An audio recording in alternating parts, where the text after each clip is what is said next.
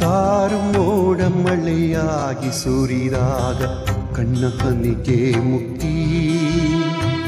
ಮರದ ಹಕ್ಕೆ ಮರಿದಕ್ಕೆ ಬೀಸಿದರೆ ಅದರ ಗರಿಗೆ ಮುಕ್ತಿ. ಎದೆಯನ್ನು ಹಾಡಾಗಿ ಹೊಮ್ಮಿದರೆ ಭಾವಕ್ಕೆ ಬಂಧ ಮುಕ್ತಿ.